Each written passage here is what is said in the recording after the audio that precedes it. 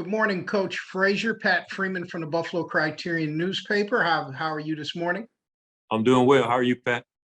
I have a question for you. I know you've been pleased with your young cornerbacks. Can you just talk a little bit about your two rookie cornerbacks and also the play of Matt Milano? I think nationally, people are beginning to notice what you've already known for the last few years, just how well he's been playing and has had some tremendous impact plays in these first few games.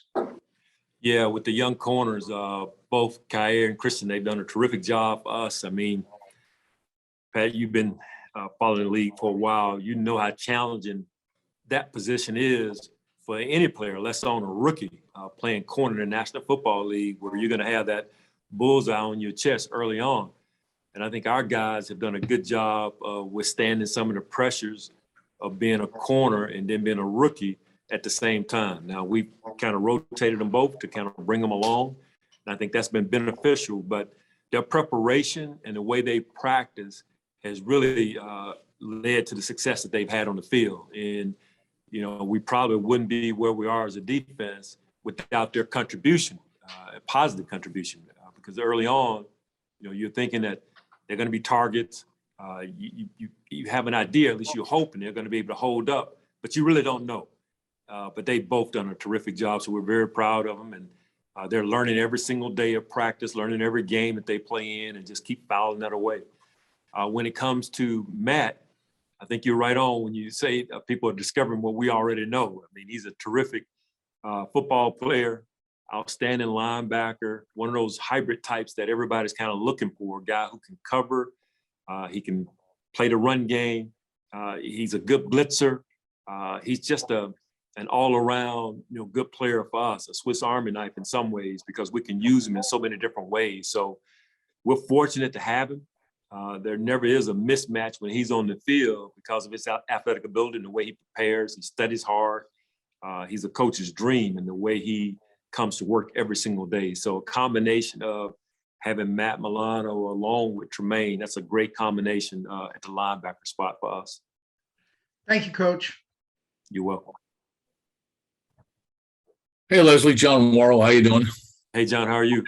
Hope you got to enjoy your bye weekend off. Speaking of cornerbacks, what about Tre'Davious White? Difficult to hold him. We've all talked about how difficult it is to hold him back, but now that he's been practicing, how difficult has it been over the past little while to hold him back, really? Yeah, I mean, he's chomping at the bit to get going, and, you know, I'm just deferring to the doctors and just letting us know based on his recovery from one practice to the next, you know, how much closer he is to getting on the football field and live competition. But he's making great progress, and, you know, we're looking forward to when he can go out there with our normal players and play in a game. It doesn't seem like we're that far away from that, but we'll see how this week goes. But so far, so good. How much not to say that Kaiir and Christian, you know, nothing against those two, but how much of a security blanket is Tre'Davious White, and how much have you missed him? Just his personality and just his ability on the field, you know, being out there, you know, having missed all this time. Yeah, you know, he has missed quite a bit of time, but you recall, John, when he's out there, man, I know from my standpoint, you just feel very secure about that position and the person that he's lined up against. And it just gives you a certain comfort level as a play caller, knowing that Tre'Davious White is manning that corner position down. Nothing against what our young guys have done. They've done a terrific job for us, for sure. But Tre'Davious is one of those guys who's been to Pro Bowls. He's matched up time and time again against some of the top wide receivers in our league. And, you know, we look forward to when he's back out there playing at that Pro Bowl level. I know it's going to be a gradual process once he comes back, but we're looking forward to when he's back. Thanks, Leslie. You're welcome. Hey, Leslie, similar to what John just asked, besides what Trey can do on the field, what are you excited to have him back with, what he can do off of the field, what he adds to the cornerbacks room as a whole? I know he's been able to be around now that he's in that window period to come back to the active roster, but what do you get with Tre'Davious White when it comes to off the field stuff, whether it's in the film room, whether it's just in meetings, or whether it's just his personality that hasn't maybe been there as much as it has, as much as it would have been with him? Well, his personality definitely that will be an add-on. That's the side that the fans don't always get a chance to see. But Matt, you've been around him. He's one of those guys who keeps it loose. He's always joking and cracking on his teammates, and you kind of miss that when things get tense in our business because you're so locked in on trying to get a win. To have a guy who can kind of, break it up a little bit, but yet still go out and play at a high level. You need guys like that, and he's one of those guys. So it'll be great to have that back around again. But also for our young guys, just to watch the way he works and the way he prepares for opponents. He takes great notes. He has a foul on almost every receiver that he goes up against. And so for our young players to see him in earnest as he's preparing for a game, it's a lot different when you're sitting in the meetings and you're not going to have to play. But now that he's getting in that preparation mode to go out and play in a game, our young players will be able to learn how he prepares and how he goes about his business away from the practice field, which is so important. The way he studies tape, the way he takes notes on players, and how he translates that from the classroom to the practice field. That's going to be really good for our young players. And then in terms of just preparing for the Green Bay Packers, I know they haven't had the season that I think maybe some people expected them to have, but when you're preparing for a quarterback like Aaron Rodgers, I know you probably don't get fooled by the stats, but are you kind of like, but they have Aaron Rodgers, they're always able or capable of doing something that we need to prepare for? So I guess, what have you seen from their film that maybe tells you a bigger picture of what the stats or their record looks like right now? Well, it starts with what you just said. They have Aaron Rodgers. I mean, he's a first ballot Hall of Fame quarterback, terrific football player, and he's more than capable of leading his team, putting his team on his back. So, I mean, it starts there. And they have a football team that's had success in the past. I know they've hit a bump in the road of late, but it's still so early in our season. They have enough time to right the ship, and they've got the right guy leading them to get that done. So we're going to have to play our best game of the season to have success. And Aaron Rodgers is a terrific quarterback, and they still have some other players that are good players as well. And it is the NFL. So we're going to have to play really, really well to come away with a win.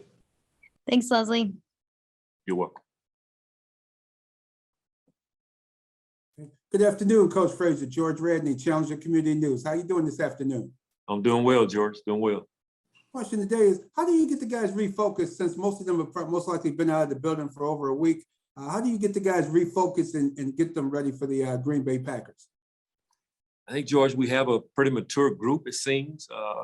This was our first day back, and the guys are really locked in the meetings. They have goals that they want to see achieved. And I think because of our leadership, that allows us to be able to come back and focus on what we have to get done and move on, from the first 6 ball games of the season, where you want to grow and learn from. And our leadership is what really makes me feel comfortable, along with our coaching staff, that we'll come back with the right mindset and the right approach as a defense and really as a team. And the last question, how do you go about a veteran quarterback like Aaron Rodgers, showing him things that he may haven't seen in a while, or because quite frankly, he probably hasn't seen almost everything? How do you go about that with a veteran going against a veteran QB? Well, I think you hit the nail on the head. He's probably seen just about every defense you can show him. So I don't know how often I'm going to be able to trick him. It'll come back for us to fundamentals and technique and our being able to execute at the end of the day. So it won't be a lot of trickery. Just don't know if there's anything he hasn't seen. But if we can execute our defense and really play with good fundamentals and good technique, that gives us a chance. Great. Thank you, Coach. Good luck this coming week. Thank you. Hey, Leslie. Obviously, you were mentioning a little while ago. I mean, when it's Aaron Rodgers, it's Aaron Rodgers. I mean, the guy's one of the best quarterbacks to ever play the game. But when you look at the film and this offense, in particular, the struggles that they've had the last 3 weeks, what do you think it's been specifically where they've struggled to score points or struggled in their execution, just from what you've seen on film? Yeah, it seems, Matt, they're not that far away. When I watched the tape and then going back and looking at their game from yesterday as well, they're so close to breaking through as an offensive unit.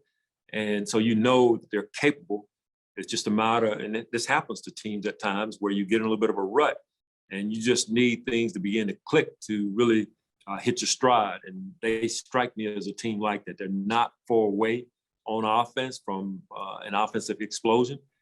So we just got to do a good job of being where we're supposed to be and executing our defense. But from what I've observed, Matt, they're a lot closer than what the scores may say. And even in the ball game on Sunday, they were just a play or two away from, possibly winning that ball game. And as it was still a very competitive game right to the end. So they're just a play here or there away from hitting their stride.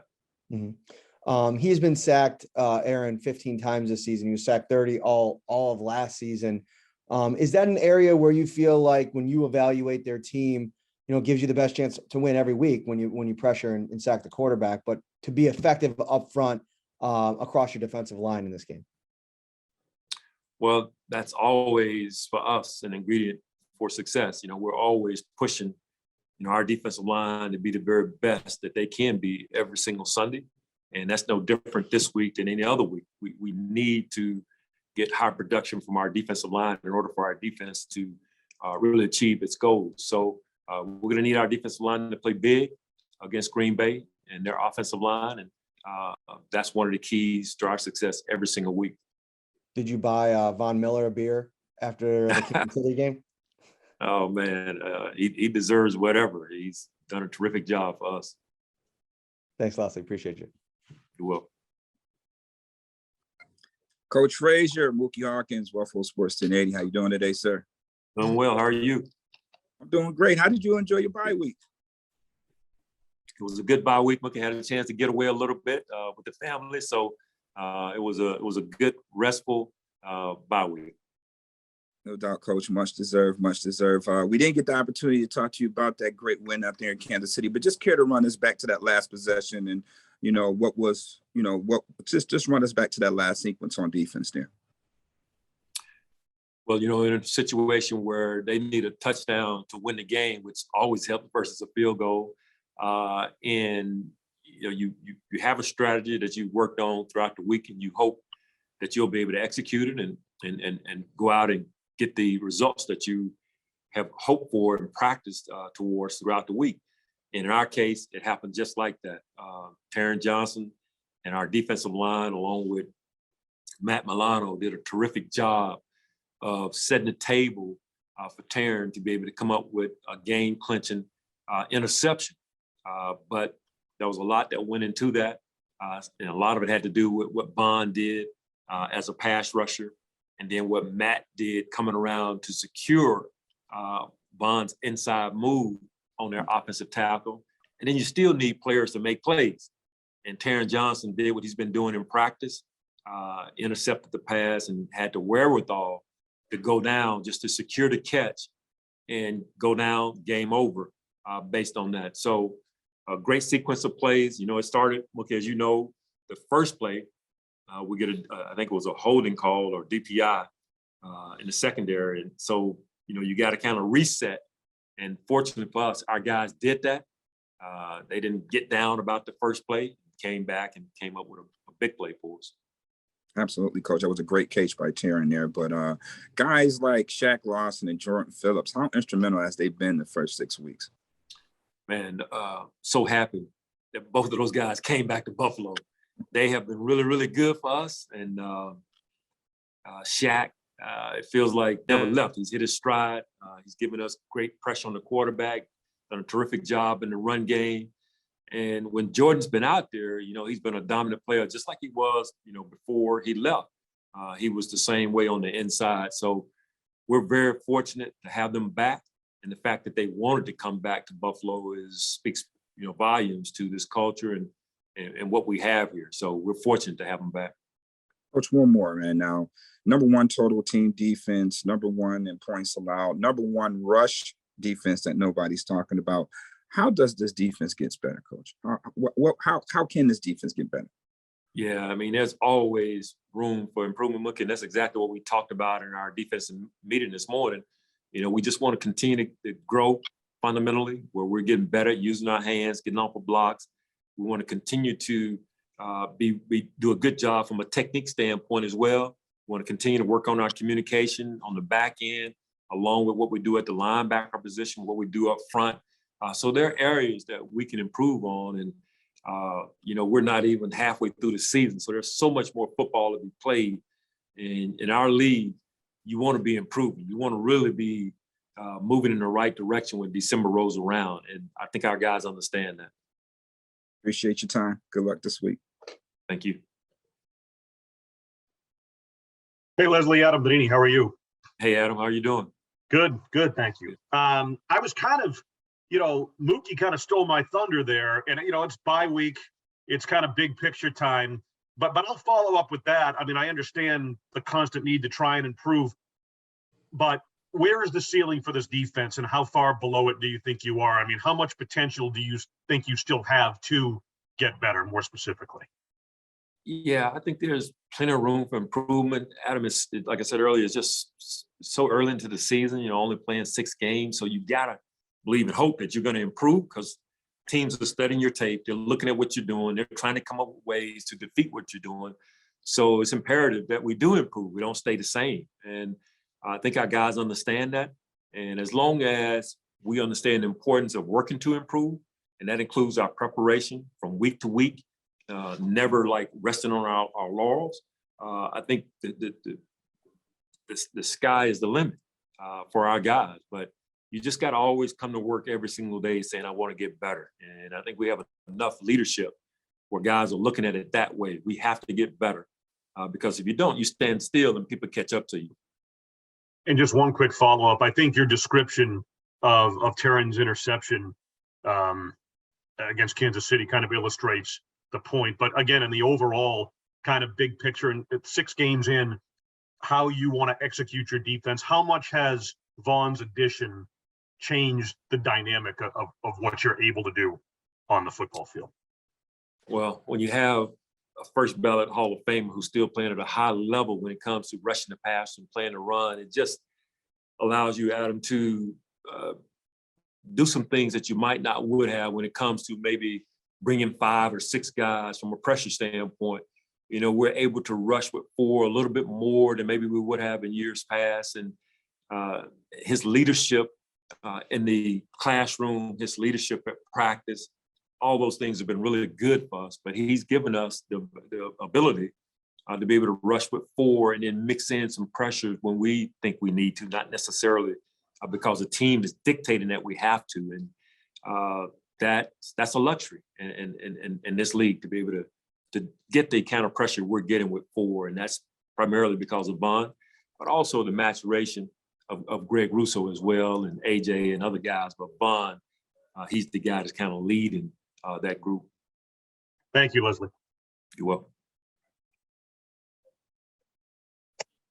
Hey, Leslie, hope you had a good bye week. To follow up on kind of that theme of, everyone contributing to a play like the interception against Kansas City, I was just curious, like, big picture, is there a different level of satisfaction for you as a coordinator of, like, sometimes you'll have a play where it's all one person just being a playmaker themselves, versus here's something where like Vaughn and Matt contributed and then Terran seals it. Like, is there a difference for you when it's like a whole team coming together versus an individual, if that makes sense? It's a good question, Catherine. I haven't really thought about it. Just going through those emotions as you're actually asking the question, because I get excited whenever our guys make plays, and I haven't really distinguished between when an individual makes a great play versus when I know that it took like 2, 3, 4 people to make that play come together. I think I get excited, Catherine, whenever we make a play on defense. I don't know if it's when it's just, say, Terran making an interception, or Tre'Davious or Micah Hyde or whoever it is, versus when the rush, like in Baltimore, where Shaq Lawson, Greg Russo pressured the quarterback, he's drifting back, he's throwing off his back foot, and there's Jordan being the recipient of a quarterback under duress. I think I was just as happy on that play as I was when Vaughn got a sack in that ball game as well. So I get excited when our guys make plays, period. Gotcha. That definitely makes sense. And then you mentioned Jordan Poyer too. I was just curious. He's been through a lot this season, starting with even the elbow injury in training camp, going to the foot, ribs, lungs. Just what have you seen out of him in navigating, maybe even overlapping injuries and still making these huge plays for this team? Yeah, you're exactly right. He's definitely gone through a lot. Even going back to the off season, not really participating in the off season program, and didn't come into camp and getting injured, like you mentioned. And but through it all, he stood the test of time. He continues to come back and play at a high level for us. The contribution he made last week, driving down to Kansas City, and then driving back as well. To play a football game under those circumstances, that just shows you the level of commitment that he has to his profession, to his teammates, to this organization. And, I take my hat off to him. He's done a terrific job. He's overcome a lot, but he's never complained. He's done everything that the trainers have asked him to do and what the doctors have asked him to do as well. And he always puts himself in a position where he can help this football team. So we're very fortunate to have his leadership. We're very fortunate to have him on the field, and hopefully throughout the remainder of the season, we'll have him and he can continue to be as productive as he has been. Awesome. Thanks, Leslie. You're welcome. That's all we have today. Thanks, Leslie.